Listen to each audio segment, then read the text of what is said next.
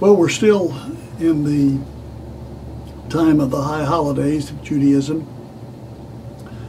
but there's some who are looking beyond this. And I want to read excerpts from an article in Arutz Sheva. It's an Israeli newspaper.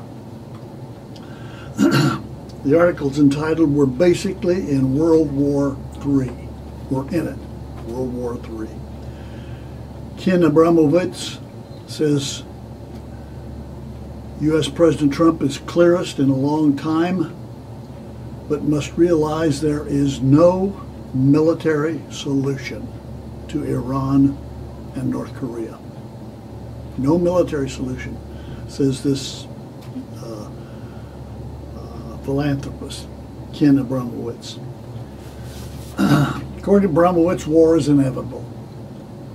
We're basically in World War III, he said. Iran has promised to kill everyone in America, death to America, genocide against America, and now genocide against Israel. But as the President of the United States, he has a responsibility to protect us. It's one thing to speak about Iran, it's another thing to do something about Iran. The administration hasn't yet realized that there's no non-military solution for Iran and North Korea. When you're dealing with professional terror organizations like that, you can't negotiate with differences. Negotiation is not open. In the next 15 years, either Iran or America will now not exist as we know it today. Basically, we'll find out which one won't exist in 15 years. The Iran deal is a figment of the world's imagination, Abramowitz said, noting that, quote, Iran never signed the deal, end of quote. The deal with Iran doesn't exist. It's all in the imagination of the people. Iran never signed the deal. There is no deal. It's just a question of when America accepts the fact and that there's no deal, that it realizes that it must protect itself. Iran is working on nukes and ICBMs. You only need ICBMs to blow up America. So the plans are there to blow up America. We just can't sit around and think about it.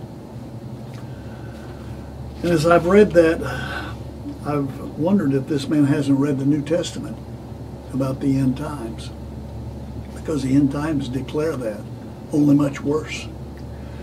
For example, in Matthew 24, which if you want to know what's going to take place in the days ahead, read Matthew 24. There's a sequence of events that are there that fully describe what's coming.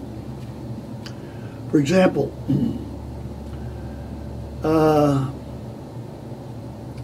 says there will be wars, rumors of wars, earthquakes, famines, pestilence, so on. And he says, then you, speaking to believers, and this is Jesus speaking, then you'll be handed over to be persecuted and put to death. You'll be hated by all nations because of me.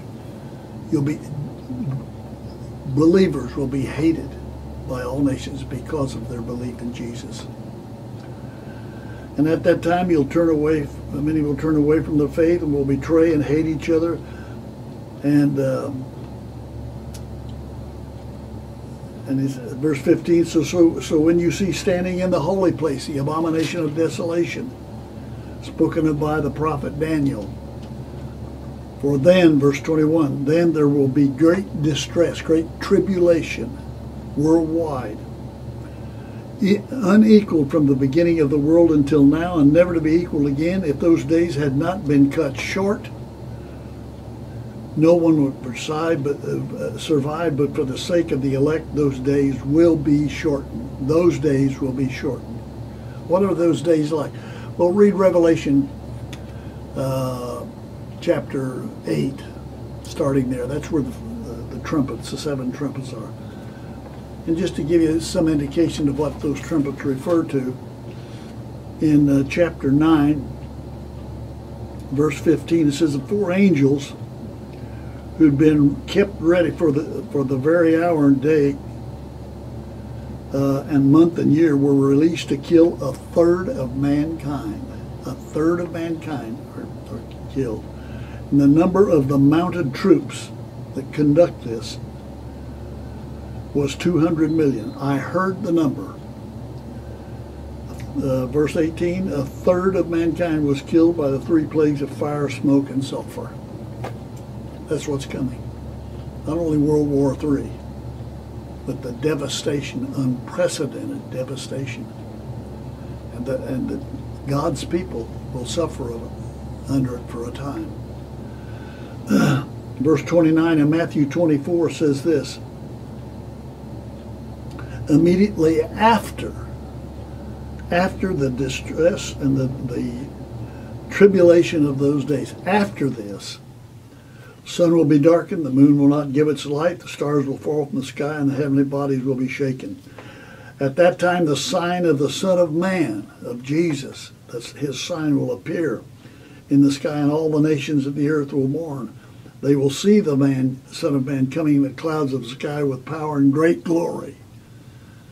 And he will call his angels, and with a loud trumpet call, loud shofar sound, they will gather his elect from the four winds, from one end of the heavens to the other. He will gather his elect. Now that's what's coming, folks. And we're not hearing that from the pulpits. Our pastors, our teachers are not preparing us for that which is coming. Our prayer is that God in his grace will indeed prepare his people for the coming disaster. In Jesus' name.